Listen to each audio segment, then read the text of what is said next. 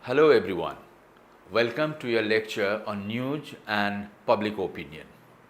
This lecture is a part of your paper on news and society. And in this lecture, we'll discuss news in particular and media in general as a tool to initiate dialogue, debate, and carry discourses, and to form and establish popular opinion. We'll examine the idea of public opinion and how public opinion can and is being created. We'll also discuss how different medium of mass communication like newspapers, television, radio, web and social media are creating different kind of platforms for public discourses and dialogue. It will attempt to probe into the efficacy of different media as creator or facilitator of public opinion through different case studies. We'll also discuss briefly the theories of public opinion by Walter Lippmann, agenda setting theory by Shaw and McCombs, cultivation theory by George Gardner, and propaganda theory by Edward S. Herman and Noam Chomsky, and manufacturing consent by Noam Chomsky. Since these ideas subscribe to the assumption that news has power to influence or establish popular opinion, therefore we will discuss this. Let's first discuss what is news. Well, news centers around reportage of incidents, happenings, conflicts, disasters, anything that is of interest of the readers or viewers and that concerns or ought to concern them. But there are certain important questions which need to be addressed to have a holistic understanding of news and its contents, functions and the impact it can and may have on the readers and viewers. These are: 1. What are the key elements taken into consideration while constructing news? 2. Who makes news? Do their ideology or worldview impact the construction of news? Does news have any purpose other than to inform the readers or viewers? Well, Dennis McQuail, in his book titled Media Performance, Mass Communication and the Public Interest, argues that news is neither objective nor impartial. It's about when an event happens, there is no guarantee that it will be considered as news. According to him, news is a socially constructed product because of the fact that there is a selection process through which news is made. Several scholars make a point that collection and presentation of news is a biased process, since the individual who is taking care of the collection of information is also propagating his or her own biases before passing on for presentation. In his book Sociology of News, which was published in 2011, media sociologist Skudson focuses on the sociological aspects of news and attempts to find out how news is created based on various sociological aspects. He also focuses on and analyzes different forces and factors like economic, technological, political, cultural, organizational, which are playing key and influential roles in shaping the news media today. Tarabe Mahmood Hassan, in his doctoral study on the sociological context of news production, attempted to examine what are the internal and external forces and factors which influence the overall production of news. According to his study, three major approaches are mainly adopted while making news. They are political economy approach, social organization of news approach, and the cultural approach. Therefore, by and large, there is a general agreement that news can and do impact and influence people to form an opinion. It may help generate an opinion or may reinforce it if it is already there. Now, let's move to understanding the concept of public opinion. Public opinion can be defined as the collective opinion of many people on some issue, problem, etc., especially as a guide to action, decision, or the like. Britannica.com defines it as an aggregate of the individual views, attitudes, and beliefs about a particular topic expressed by a significant proportion of a community. Some scholars treat the aggregate as a synthesis of the views of all or a certain segment of society. Others regard it as a collection of many differing or opposing views. One can thus derive some constructs of public opinion. A. Majority opinion or belief, collectively formed. B. Some issues that concern the society or at least a large section of society. The concept of public opinion as a political force was brought into academic domain in 1922 by Walter Lippmann. And his book, titled Public Opinion, introduced the idea of public opinion from democratic society's point of view. It discussed how, in a democratic setup, public opinion could be formed by cultivation of an idea in people's mind through news media. The book also talks about the stereotypes, self-interest, common will, nature of news, buying news, to deconstruct the idea of public in order to understand that how opinions are being formed among the public in a democratic setup. Political scientists and some historians have tended to emphasize the role of public opinion in government and politics, paying particular attention to its influence on the development of government policy. In fact, some political scientists have regarded public opinion as equivalent to the national will. Sociologists, in contrast, usually conceive of public opinion as a product of social interaction and communication.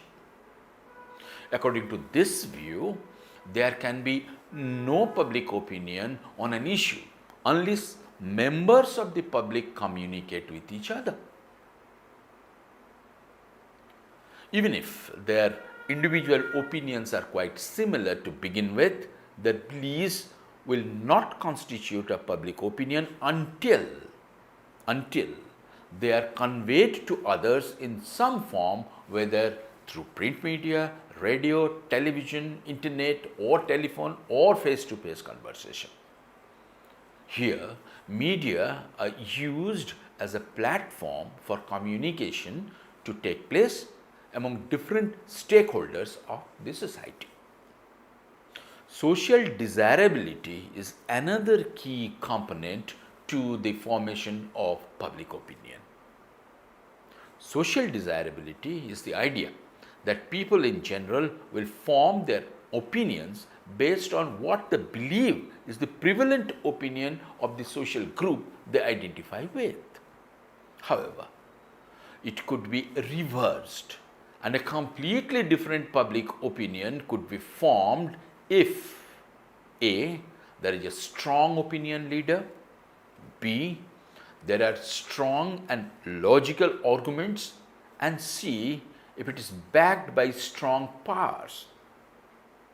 In earlier times, the strong power used to be, well, the state or powerful persons. Let me give you an example. In 19th century, Satida or widow burning was the social custom. It was supported by, well, the majority. However, Raja Ram Mohan Rai opposed it. He used Sambad Kaumudi to propagate his views and rally public opinion. The opposing parties too used a newspaper, Samachar Chandrika, to propagate their views. Ram Mohan Rai took the help of Governor General William Bentinck, who eradicated the menace by outlawing the practice in 1829. Though Sambad Kaumudi had to stop publication due to lack of patronage in October 1822, it was successful in creating an outrage against Satida among the progressive and liberal Hindus. But there is no denying of the necessity of a strong power to reverse the established public opinion. In present times, many feel that media can be that strong power which can finally turn the tide. How is it formed? Nearly all scholars of public opinion, regardless of the way they may define it, agree that in order for a phenomena to count as public opinion, at least 4 conditions must be satisfied. 1. There must be an issue. 2. There must be a significant number of individuals who express opinions on the issue. 3. There must be some kind of consensus among at least some of these opinions. And 4. This consensus must directly or indirectly exert influence. Media, both as a platform and as content, which form the basis for opinion in general and news in particular, can help form and shape public opinion. There is a communication theory called agenda setting theory by Maxwell Malcolm and Donald Shaw, which has been developed around this idea. The theory basically says that news media often sets an agenda. Basically, media identifies or picks an issue and position it as an important one which the public follows. Thus, what is called as public opinion is actually the opinion of that particular news media. The core assumption of this agenda setting theory is that news media doesn't reflect the real picture of the society. Rather, they try to inculcate an idea into the minds of the common masses and tries to shape it. Secondly, news media try to particularly concentrate on a particular or specific issue and present it repeatedly to the media consumers. And as a result, the common masses start to think that particular or specific issue as the most important one. Cultivation theorists posit that television viewing can have long-term effects that gradually affect the audience. This theory suggests that television and media possess a small but significant influence on the attitudes and beliefs of society about society. Those who absorb more media are those who are more influenced. A 1992 documentary film titled Manufacturing Consent, Noam Chomsky and Media presents and illustrates Chomsky's and Herman's thesis that corporate media as profit-driven institutions tend to serve and further the agenda of the interests of dominant elite groups in the society. Media influences public opinion basically through 3 steps. Step 1. Public opinion depends on knowledge about issues.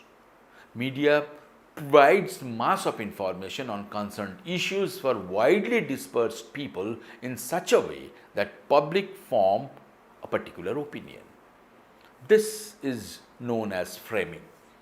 Framing is when a story or piece of news is portrayed in a particular way and is meant to sway the reader or viewer's attitude one way or the other.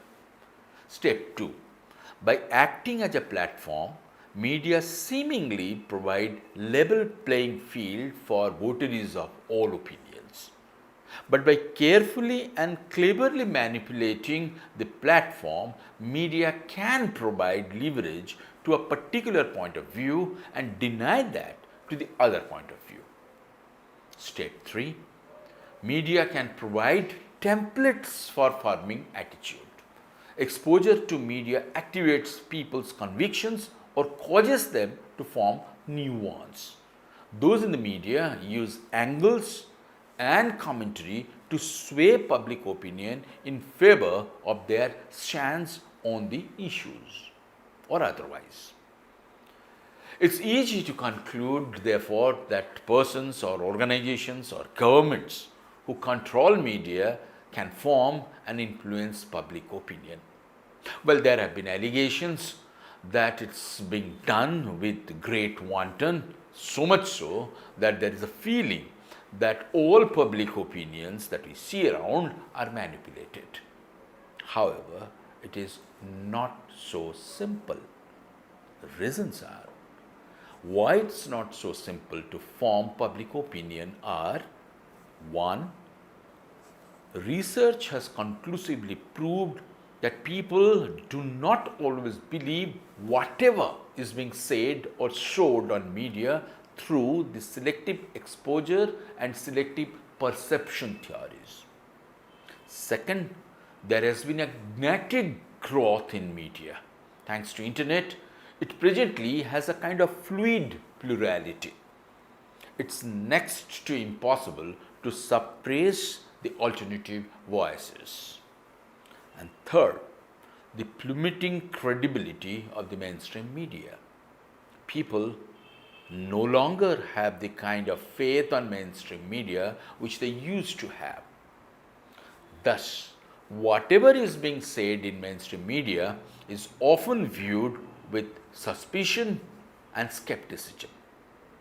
The increasing use of social media is creating further problems.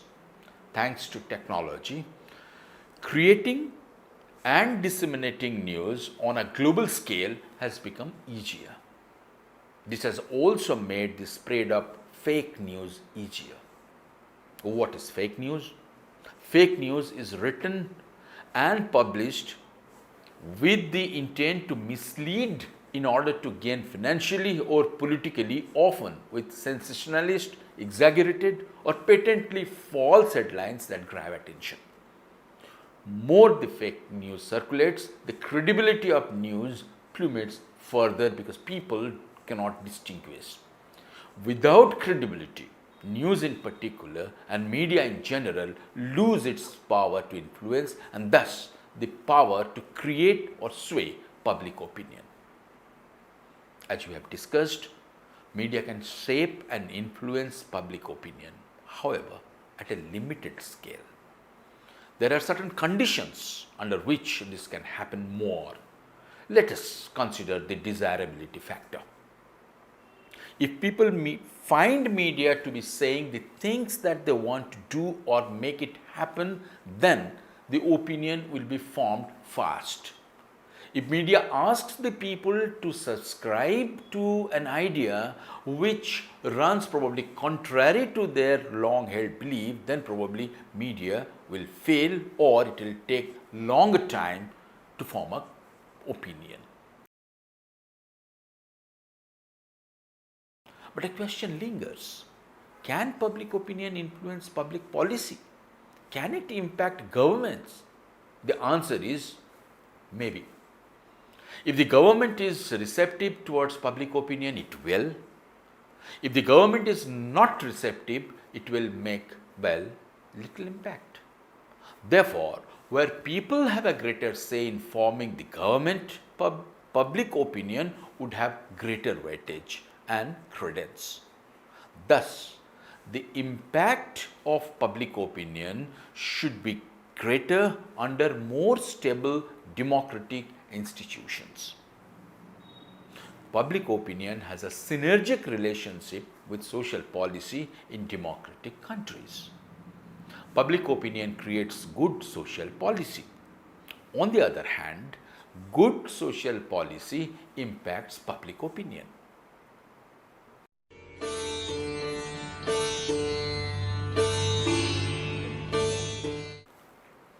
In conclusion, we can say media works because people believe in media. Its credibility is its strength. Without credibility, media loses its power to influence. Therefore, media has a stake in safeguarding its credibility. The only way to do that is to adhere to the basic tenets of journalism: accuracy, timeliness, balance, and objectivity.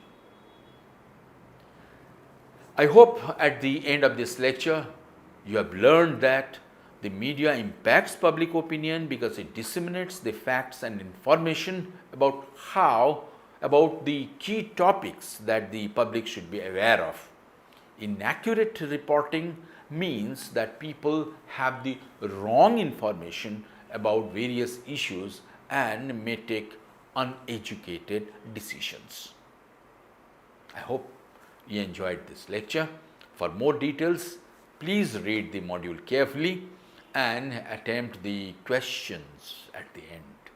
Thank you.